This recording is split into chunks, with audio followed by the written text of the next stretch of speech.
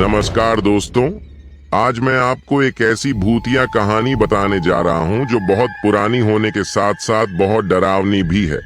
और यकीन मानिए, यह कहानी पढ़कर आप हैरान हो जाएंगे।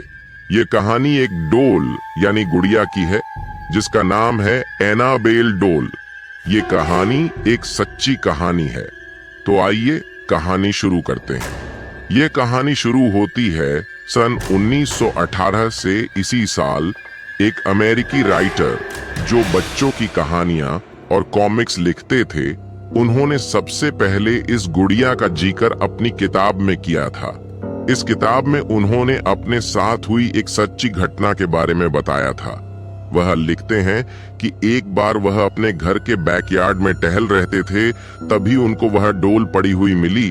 उन्होंने कभी भी पहले ऐसी डोल को अपने घर के आसपास नहीं देखा था, इसलिए उन्होंने अपने पड़ोसियों से पूछा कि कहीं ये डोल उनकी तो नहीं, लेकिन उन्होंने इनकार कर दिया। उन्होंने इसके बारे में ज्यादा नहीं सोचा और डोल को अपनी बेटी को दे दिया। वह डोल को देखकर बहुत खुश थी। वह उसके साथ हर रोज खेलने लगी। खेलते खेलते उसको डोल के साथ इतना लगाव हो गया कि वह डोल को एक पल के लिए भी अकेला नहीं छोड़ती थी। वह घर में अकेली बैठी उसके साथ ज्यादा समय बिताने लगी और बातें करने लगी। उसके पिता को उसकी चिंता होती, लेकिन वो बच्ची समझकर उसे नजरअंदाज कर देते। लेकिन जब वह लड़की 13 साल की हुई, तब वह किसी गंभीर बीमारी से पीड़ित हो गई। इलाज के लिए उसे वैक्सीन दी गई, लेकिन उसका उल्टा प्रभाव हो गया, जिसकी वजह से उसकी मौत हो गई।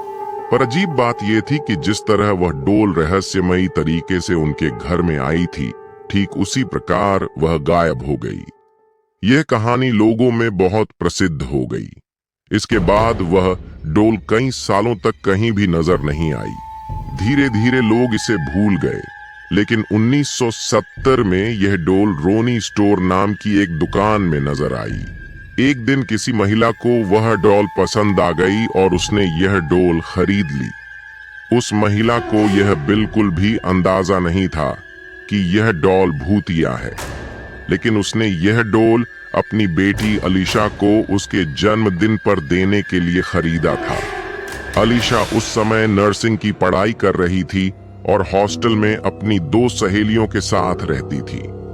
वह इस गिफ्ट से बहुत खुश थी। इसके साथ साथ वह हैरान भी थी, क्योंकि उसकी डोल के साथ खेलने की उम्र भी बीत चुकी थी। लेकिन उसको यह तोहफा बहुत पसंद आया। उसने डोल को अपने कमरे में सजाकर रख दिया, लेकिन उसकी दोनों सहेलियों को यह डॉल बिल्कुल भी पसंद नहीं आई थी।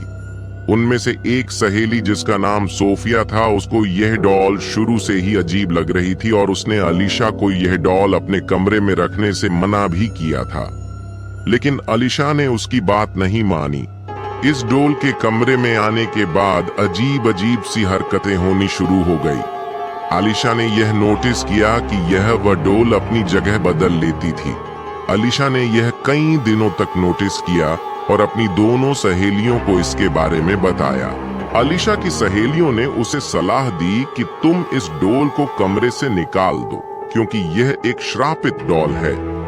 लेकिन अलीशा ने उनकी बात नहीं मानी, क्योंकि वह भूत और प्रेत पर विश्वास नहीं करती थी। समय बीतता गया और लगभग 1 महीने के बाद उन्हें अपने कमरे में एक कागज का टुकड़ा मिला, जिस पर बच्चे के लिखावट में हेल्प मी लिखा हुआ था। उन्हें ऐसे टुकड़े कई बार अपने कमरे से मिले। एक दिन जब तीनों सहेलियां अपने कमरे में पहुंची, तो उन्होंने देखा कि डोल की छाती पर और कमर पर लाल रंग के निशान पड़ गए हैं। लेकिन क्योंकि वह नर्सिंग कर रही थी, तो उन्होंने इसका पता लगाने में ज्यादा समय नहीं लगाया कि यह रंग नहीं, खून है। इस दौरान भी अलीशा की सहेलियों ने उस डोल को बाहर निकालने को कहा, लेकिन अलीशा ने उनकी बात नहीं मानी, क्योंकि अलीशा को भी इस डोल से अजीब तरह का लगाव हो गया था। एक दिन सविता, अलीशा की दूसरी दोस्त, तो घर में अकेली थी और अलीशा अपनी दूसरी सहेली के साथ कहीं बाहर गई थी। तभी सोफिया को अलीशा के चीखने की आवाज आई।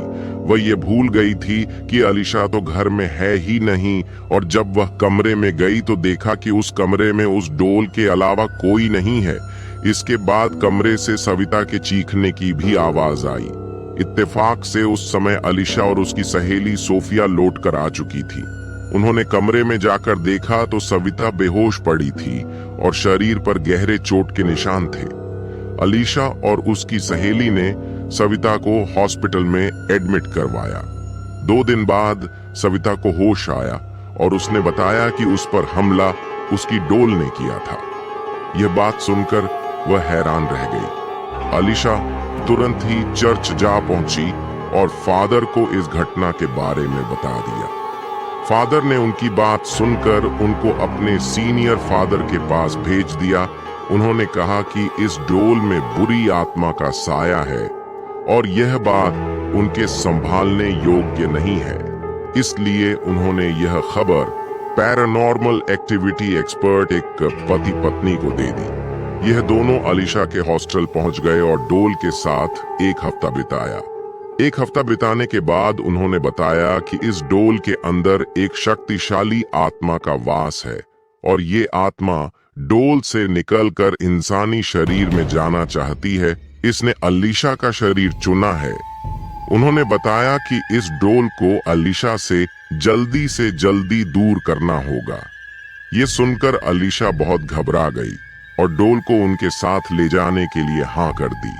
ये पति पत्नी इस डोल को अपनी कार में घर ले जाने लगे और रास्ते में कार ने काम करना बंद कर दिया, जिससे कार दीवार में टकरा गई। खुशकिस्मती यह रही कि उनको ज्यादा चोट नहीं आई। कार के बेकाबू होने के पीछे इस डॉल का ही हाथ था। पति पत्नी ने डॉल को तंत्र मंत्र की शक्ति से अपने वश में कर लिया और एक शीशेदार बॉक्स में बंद कर दिया। इसके बाद उन्होंने इस बॉक्स को अपने ही एक अकल्ट म्यूजियम में रख दिया। आज भी आप इसे इसी म्यूजियम में देख सकते हैं और साफ साफ बॉक्स पर एक वार्निंग भी लिखी हुई है कि बॉक्स को दूर से ही देखें और हाथ ना लगाएं।